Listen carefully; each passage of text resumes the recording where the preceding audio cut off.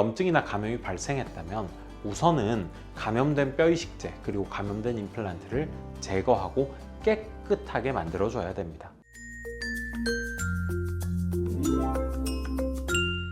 안녕하세요.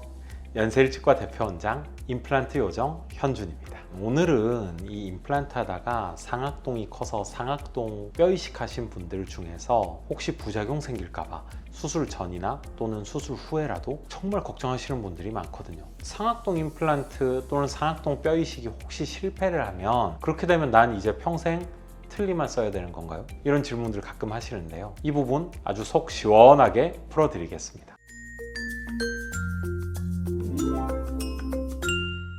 상악동 임플란트 왜 실패할 수 있을까요? 상악, 그러니까 위턱 어금니 쪽은 선천적으로 뼈가 부족한 경우가 많습니다. 그냥 임플란트를 씌우면 실패할 가능성이 매우 높기 때문에 이 뼈 이식이나 상악동 고리식 수술 같은 추가적인 시술을 함께 하는 경우가 많습니다. 뼈 이식한 부위가 잘 아물지 않거나 임플란트랑 상악동 뼈 이식제가 잘 고정이 되어서 붙지 않거나 수술 부위에 감염이 생기거나 수술 후 관리에 소홀히 할 때 그때 임플란트가 빠져버리는 임플란트 실패 가능성이 생기거든요. 위턱의 이 부비동이라고 하는 상악동에 어떤 이유에서든 염증이 생기거나 감염이 생겨서 이식한 뼈가 사라져버리고 임플란트는 빠지는 것, 이것이 바로 상악동염 때문에 실패하는 원인이자 그 과정입니다. 먼저 정확한 진단, 그리고 수술을 잘 하고 수술 후에도 관리가 잘 되어야지만 실패의 확률을 낮출 수가 있습니다. 임플란트 실패하면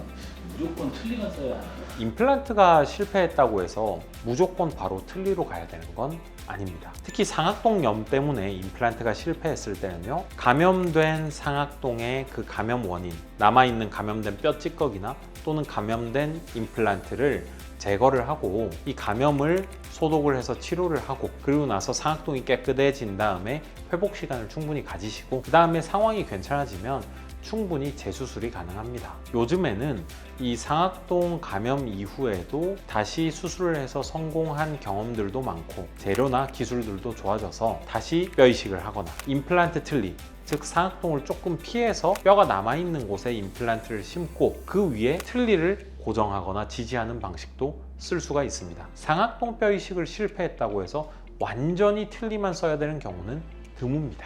임플란트 재수술 시 성공 가능성은 어느 정도일까요? 상악동 한 다음에 실패했을 때 너무 급하게 시술했을 때도 있지만 시술 직후에 술을 드셨거나 또는 담배로 인한 감염, 그리고 감기로 인해서 상악동이 감염되는 경우도 있습니다. 때문에 그 원인을 우선 정확하게 파악하는 게 먼저겠죠. 결과적으로 염증이나 감염이 발생했다면 우선은 감염된 뼈 이식제 그리고 감염된 임플란트를 제거하고 깨끗하게 만들어줘야 됩니다. 우선 깨끗해져서 감염이 없다면 남아있는 뼈 상태를 관찰해야 됩니다. 뼈 상태가 괜찮다면 다시 상악동 뼈 이식을 해도 실패하지 않을 가능성 얼마든지 있거든요. 실은 수술 경험이 많다면 실패해본 경험도 있을 것입니다. 청소한 이후에 괜찮아지면 추가적으로 상악동 뼈 이식술을 하는 등의 고난이도 재수술도 충분히 경험이 있다면 가능합니다. 재수술을 시도했는데 또 실패하고 이런 경우가 있을 수 있겠죠. 때로는 당뇨 조절이 전혀 안 될 때도 있을 것입니다. 골다공증 약을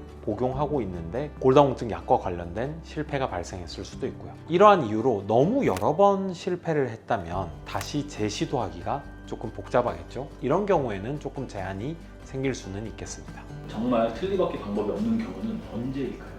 상악동 고리식술을 했는데 감염이 발생을 했는데 이 환자분께서 너무 늦게 온 거예요. 상악동 골 이식술을 한 그 골 이식제뿐만 아니라 상악동을 구성하고 있는 뼈의 틀이 있거든요. 원래 환자 본연의 뼈이겠죠. 이 뼈가 너무 많이 녹아서 뼈 자체가 사라진 경우, 이럴 때는 뼈 이식 자체가 좀 힘들 수가 있겠고요. 골다공증, 그리고 조절되지 않는 당뇨 같은 이유, 그리고 어떨 때는 이 두경부에 암 수술을 해서 암 수술 이후에 항암 치료의 일환으로 방사선 치료를 받는 경우가 있습니다. 이런 경우에는 이 실패가 반복적으로 일어날 수 있거든요. 실패가 쌓이고 쌓이면 더 이상은 수술이 불가능해지는 어떤 지점이 올 때가 있습니다. 이럴 때는 일반 틀니도 좋은 대안이 될 수 있겠습니다.